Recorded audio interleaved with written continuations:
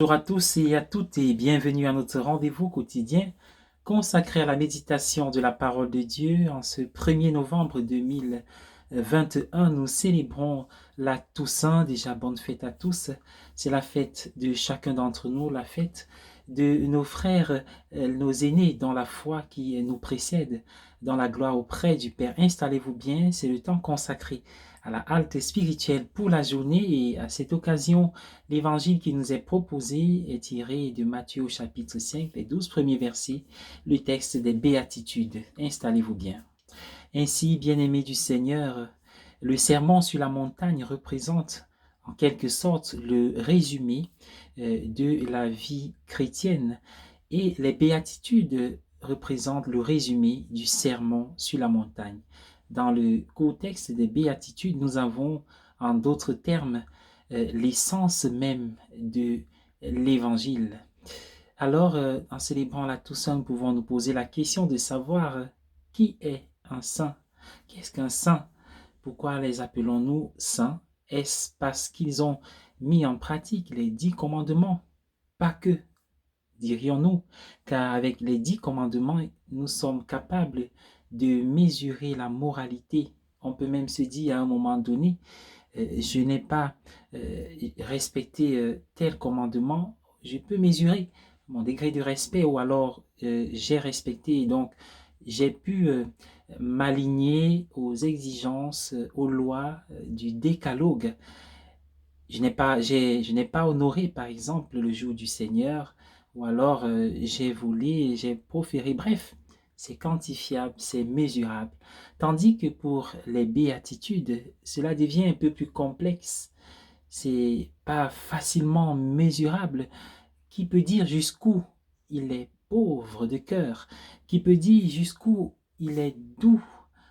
Jusqu'où il est humble? Jusqu'où il est miséricordieux? Cela devient assez compliqué. Alors, bien-aimés du Seigneur, dans béatitude, nous avons beau ou belle, c'est-à-dire ce sont des paroles pour la belle vie. Que signifie pour nous une vie belle? Alors, imaginons un instant, comment serait ma vie belle dans un mois, dans un an, dans 2, dans 3, dans 5 ans? Et alors nous avons un tas de projets importants qui nous tiennent à cœur, pour lesquels nous sommes prêts à nous sacrifier, nous donner à fond. Et maintenant, imaginons la réponse que donnerait Jésus au sujet de la signification d'une vie belle. Alors il nous prend par la main et nous fait gravir la montagne, nous amène au sommet d'une montagne pour nous faire admirer ce beau paysage géographique, matériel, mais beaucoup plus spirituel et intérieur.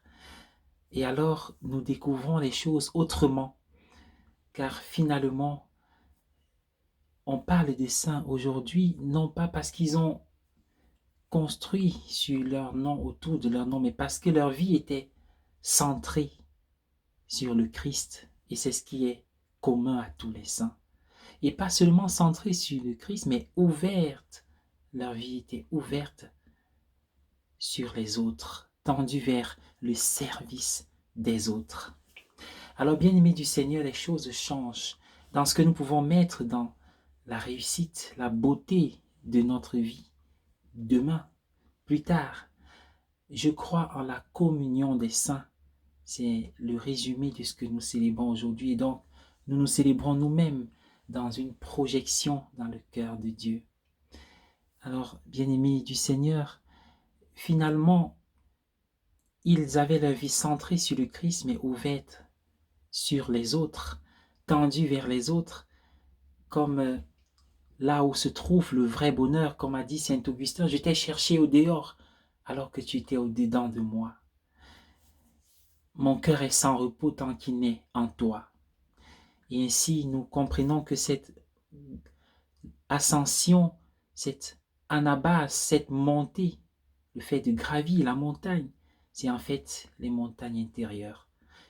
Jésus nous élève, que finalement nous puissions vivre un détachement pour être le pas léger, le cœur léger, le cœur doux, miséricordieux, humble, afin de pouvoir purifier, contempler notre Dieu et Seigneur, les cœurs et les vies purifiés, transfigurés.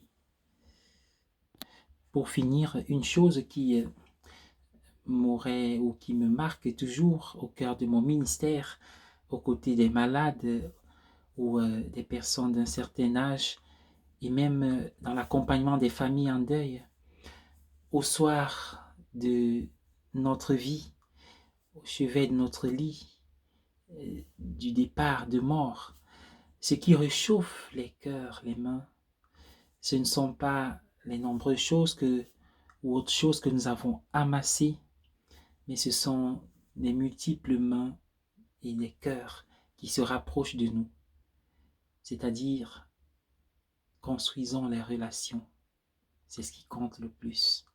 Construisons les relations, et la meilleure manière de construire une relation, c'est regarder la qualité de cette relation qui part de la douceur de nos cœurs, de la miséricorde que nous dégageons et de l'humilité. Nous avons gravi la montagne. Bonne fête à tous et à chacun.